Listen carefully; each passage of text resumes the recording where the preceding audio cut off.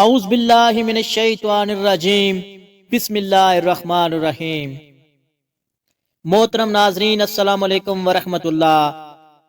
حضرت داؤد علیہ السلام کی قوم کو اللہ تعالیٰ نے کیوں بندر بنا دیا تھا؟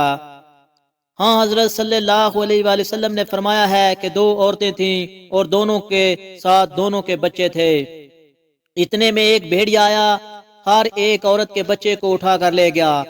ان دونوں میں سے ایک عورت نے کہا کہ بھیڑیا تمہارے بیٹے کو لے گیا ہے، اور دوسری نے کہا کہ تمہارے بیٹے کو لے گیا ہے۔ دونوں داؤد علیہ السلام کے یہاں اپنا مقدمہ لے کر گئیں۔ آپ نے بڑی عورت کے حق میں فیصلہ دے دیا۔ اس کے بعد وہ دونوں حضرت سلیمان بن داؤد علیہ السلام کے یہاں آئیں، انہیں اس جھگڑے کی خبر دی۔ انہوں نے فرمایا، اچھا چھری لاؤ، اس بچے کے دو ٹکڑے کر کے دونوں کے درمیان بانٹ دو۔ چھوٹی عورت نے یہ سن کر کہا، اللہ آپ پر رحم فرمائے، ایسا نہ کیجئے، میں نے مان لیا ہے کہ یہ اسی بڑی کا لڑکا ہے۔ اس پر سلیمان علیہ السلام نے اس چھوٹی کے حق میں فیصلہ کیا۔ محترم ناظرین، حضرت داؤد علیہ السلام کی قوم کو اللہ نے کس طرح بندر بنایا؟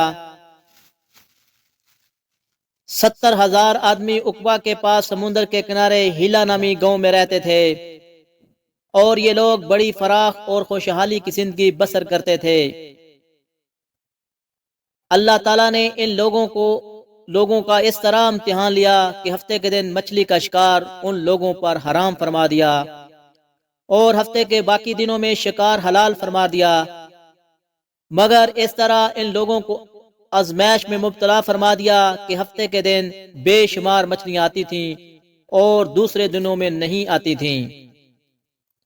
تو شیطان نے ان لوگوں کو یہ ہلا بتا دیا کہ سمندر میں کچھ نالیاں نکال کر خشکی میں چند حوض بنا لو، اور جب ہفتے کے دن ان نالیوں کے ذریعے مچھلیاں حوض میں آ جائیں تو نالیوں کا منہ بند کر دو، اور اس دن شکار نہ کرو، بلکہ دوسرے دن آسانی کے ساتھ ان مچھلیوں کو پکڑ لو۔ ان لوگوں نے یہ شیطانی ہیلا بازی پسند آ گئی، اور ان لوگوں نے یہ نہیں سوچا کہ جب مچھلیاں نالیوں اور حوضوں میں مقید ہو گئیں تو یہ ان کا شکار ہو گیا۔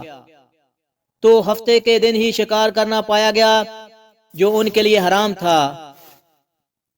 اس موقع پر ان یہودیوں کے 3 گروہ ہو گئے۔ کچھ لوگ ایسے تھے جو شکار کے اس شیطانی ہیلے سے منع کرتے رہے اور ناراض اور بیزار ہو کر شکار سے باز رہے، اور کچھ لوگ اس کام کو دل سے برا جان کر خاموش رہے، دوسروں کو منع نہ کرتے بلکہ منع کرنے والوں سے یہ کہتے تھے کہ تم لوگ ایسی قوم کو کیوں نصیحت کرتے ہو جنہیں اللہ تعالیٰ ہلاک کرنے والا یا سخت سزا دینے والا ہے۔ اور کچھ وہ سرکش نافرمان لوگ تھے جنہوں نے حکم خداوندی کی علانیہ مخالفت کی اور شیطان کی ہیلے بازی کو مان کر ہفتے کے دن شکار کر لیا، اور ان مچھلیوں کو کھایا اور بیچا بھی۔ جب نافرمانوں کے منع کرنے کے باوجود بھی شکار کر لیا تو منع کرنے والی جماعت نے کہا کہ ہم اس مسیحت کاروں سے کوئی میل ملاپ نہ رکھیں گے۔ چنانچہ ان لوگوں نے گاؤں کو تقسیم کر کے درمیان میں ایک دیوار بنا لی اور آمد و رفت کا ایک الگ دروازہ بھی بنا لیا۔ حضرت داؤد علیہ السلام نے غضبناک ہو کر شکار کرنے والوں پر لعنت فرما دی۔